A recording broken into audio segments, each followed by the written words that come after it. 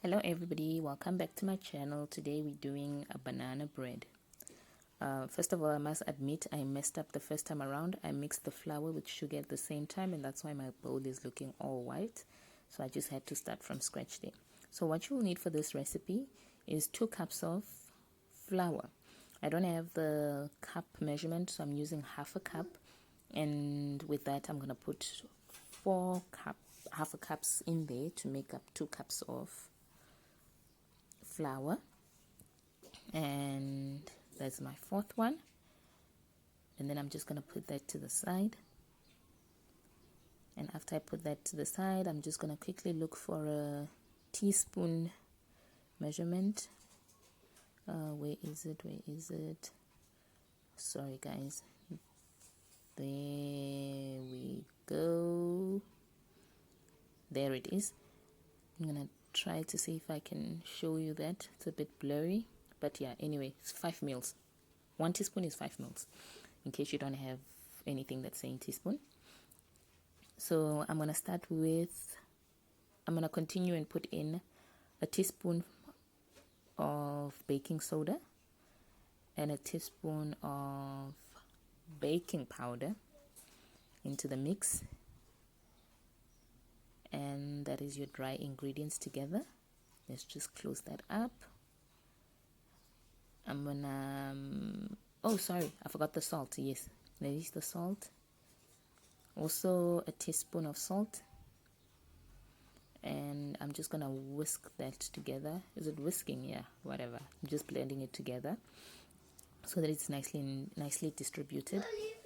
Then in a completely different bowl, I'm gonna mix my dry ingredients, which is 2 eggs. Which is 2 eggs that I'm gonna put in my bowl. And then there's that white thingy that just irritates me so much. I just need to get that out. Sis. What's that, sis? I don't know. But yeah, I don't like that. Let's just get that out. There we go. And now I'm going to measure my half a cup of sugar, which I had accidentally put in the flour the first time around. So I'm going to put that together. Well, sugar goes with how much sugar you prefer. So if you like a bit more sugar in your banana bread, you can increase it. If you don't like, you can decrease it.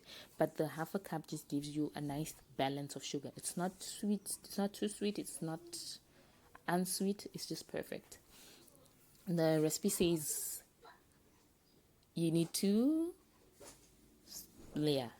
whisk that together. No, the recipe says you need to batter that together, right? Yeah, but I'm just whisking. I'm just doing what works for me. Like I said, I'm just a mom. I'm not a chef. So I'm just doing whatever I need to do.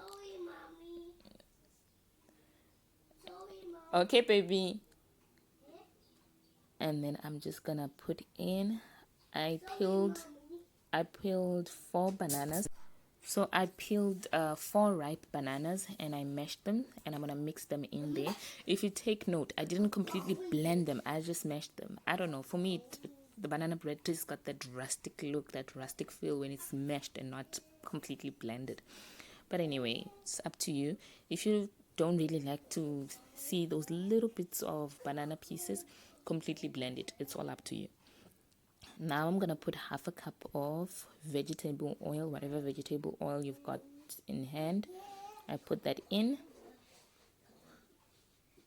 and continue. Sorry, I keep getting distracted by those boys.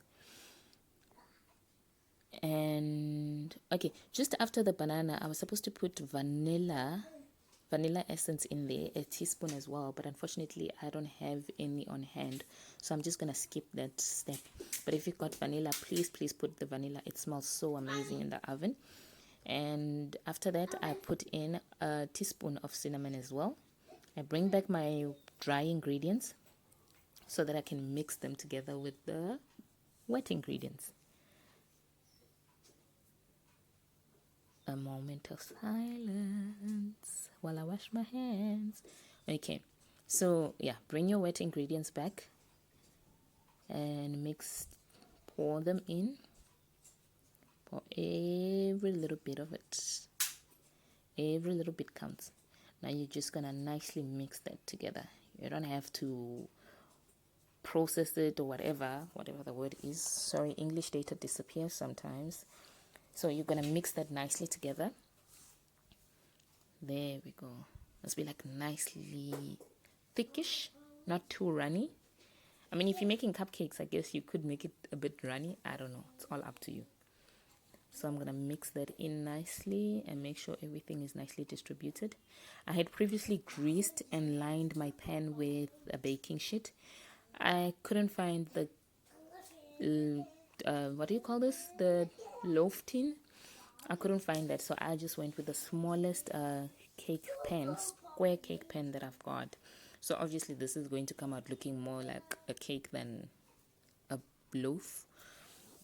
But anyway, what matters is it tastes good. So like I said, we just work with what we've got. The purpose of this channel is just to show you how you can do things with whatever you've got on hand. So I'm just going to make sure that I take out every little bit counts, evenly distributed. I'm just going to bang it. There we go. Bang, bang, to make sure everything is nicely distributed and fills out all the air bubbles. Now we go to the oven. Wow, my oven is quick. Anyway, so here's my banana cake. Since it's in a cake tin, I don't know, you call it whatever. So I'm just gently removing the cake lining paper. What do you call this? Wax paper? Whatever. So I'm just gently removing that because it does tend to stick sometimes. Get that off. Gently get that off.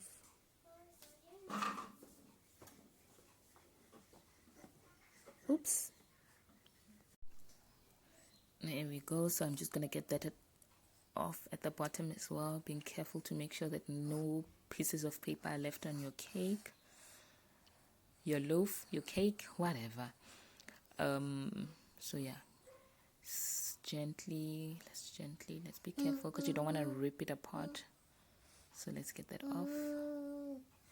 Almost there. There we go.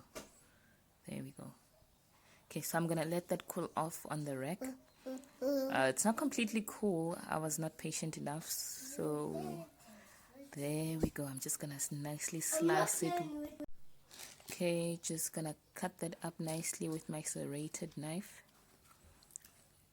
Trying to be gentle because I am cutting it while it's not completely cooled. Preferably, you want to wait for it to completely cool off. I was just impatient and I couldn't wait to taste it. So cut it up gently. You can actually see the steam. Oh, this is gonna be amazing. Look at the color. There we go.